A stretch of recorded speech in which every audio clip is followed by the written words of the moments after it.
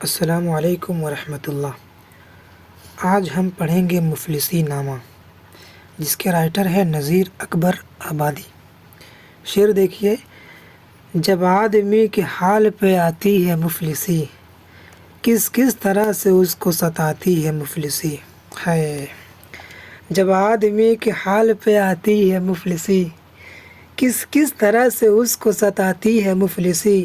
پیاسا تمام روز بٹھاتی ہے مفلسی، بھوکا تمام رات سلاتی ہے مفلسی۔ یہ دکھ وہ جانے جس پہ کہ آتی ہے مفلسی۔ کیا بات ہے! اگر پورے اشعار پڑھے جائیں تو کافی وقت لگ جائے گا، تو چلتے ہیں اب ہم لوگ مقصد اصلیہ کی طرف۔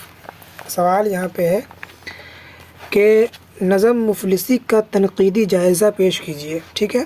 جواب: مفلسی نذیر اکبر آبادی کی مشہور و معروف نظم ہے۔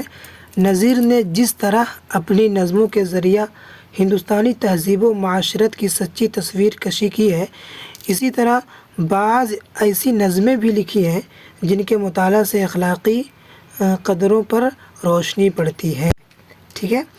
نظم مفلسی بھی ان کی اسی طرح کی ایک نظم ہے۔ نذیر نے اپنی نظموں میں ہندوستانی عوام، ان کے مسائل، جذبات و حالات کی بھرپور ترجمانی کی ہے۔ وہ خود بھی ایک غریب خاندان سے تعلق رکھتے تھے اور غربت کو اپنی آنکھوں سے دیکھا تھا۔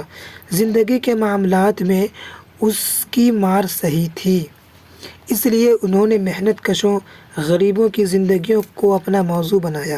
وہ جانتے تھے کہ غریبی کیا چیز ہوتی ہے۔ اگرچہ نظم مفلسی میں نذیر نے ایک آپ بیتی بیان کی ہے، یعنی اپنی بات بیان کی ہے، مگر بیان میں اتنی سچائی ہے کہ آپ بیتی جگ بیتی بن گئی، یعنی اکثر لوگوں پر بیتی ہوئی بات وہ بن گئی۔ اب شعر دیکھیے آگے کا کیا شعر ہے۔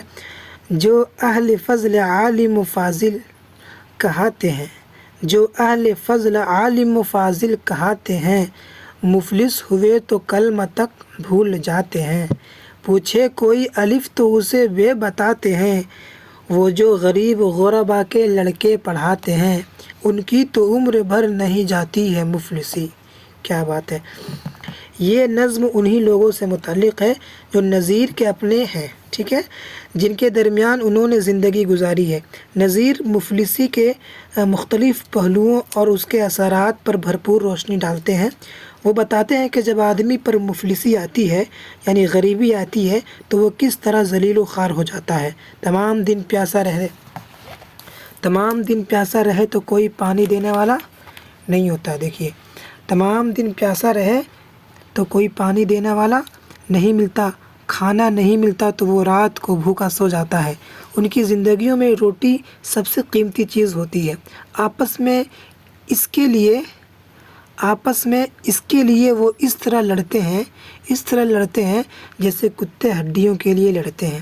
کوئی غریب شریک ہوتا ہے تو لوگ سمجھتے ہیں کہ کھانے کی غرض سے آیا ہے، کوئی اس کی تعظیم نہیں کرتا۔ وہ لوگ جو کبھی اس کی راہ میں آنکھیں بچھاتے تھے، مفلس ہونے پر نگاہیں پھیر لیتے ہیں۔ ٹھیک ہے، یہ شعر دیکھ لیجیے گا آپ۔ اب دیکھیے آگے کیا ہے۔ مفلس کے گھر کی تصویر ہی کچھ اور ہوتی ہے۔ غریبوں کی جو گھر کی تصویر ہوتی ہے وہ کچھ اور ہی ہوتی ہے۔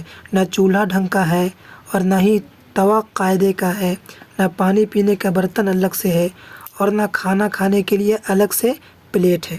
مفلس کا گھر ہے ٹوٹا پھوٹا، چولہے ٹوٹے پھوٹے، برتن تھوڑا موڑا، اور اسی تھوڑے موڑے سامان سے سب کام چلانا ہوتا ہے۔